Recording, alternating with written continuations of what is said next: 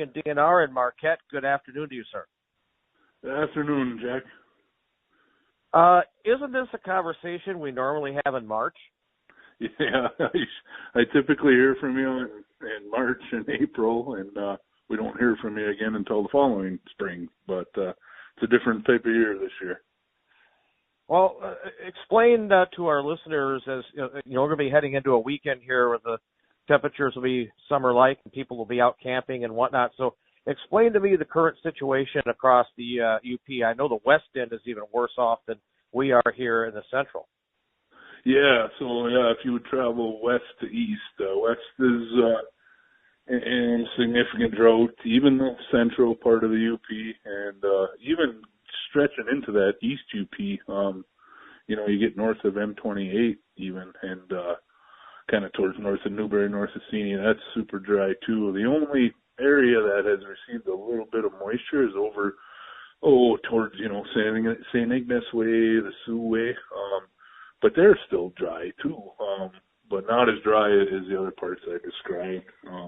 Just the lack of rainfall is what's really concerning us right now. Well below normal on rainfall totals for the last month. And then, the 80s and 90s we had in August and September, that didn't bode well for our fuels, our forest fuels. It's super dry out there. Well, you've been out in the field. Describe what it's like. Is this like a situation where we're having the snow melt and the grass, and it's not it's still brown, and so that's when we put out those warnings to people? Is it like that? Yeah, it actually is we're almost to springtime conditions. So everything cured, and that's not everything. This fall.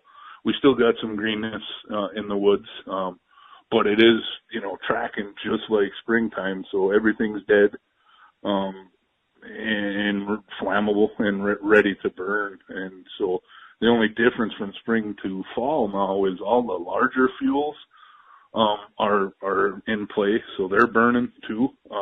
Typically in the spring, it's your grass fires, and then you eventually get into the woods fires. But the larger fuels don't burn because they wicked up so much moisture from the snowfall. So they don't play a big factor in the spring. And now this fall, everything's playing a factor, from the large deadened down logs, and then back towards the grass. So a lot more fuel is available in the fall, and that's what's contributing to all our problems. The difficulty of putting fires out completely that's the big challenge. So I guess the last question, Keith, is how concerned are you? I mean, is this you've been doing this a long time? You've seen conditions. Are we in danger really of a big wildfire if things go the wrong way here? On the weekend, coming up, everybody's recreating their beautiful weekends. But we have, potential of 40-mile-an-hour wind gusts on Saturday. And that's what really worries me. Stuff can get up and run. A wildfire can get up and run on folks, for sure. There's still that greenness factor out there. So that's what, is kind of helping us in the humidities. The relative humidities will be up some, but it'll still be warm. So, even though we have high RHs, high relative humidities, higher, I should say, 40s, 30s, them are, they're not critically dry, but you put a 40-mile-an-hour wind upon it, that negates those higher relative humidities. So in the right spot, we could have a real good fire.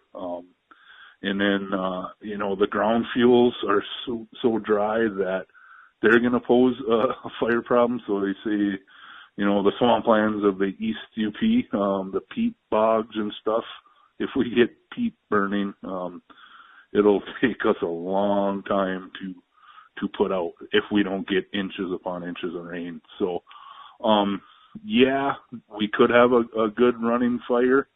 Is it the same as the spring?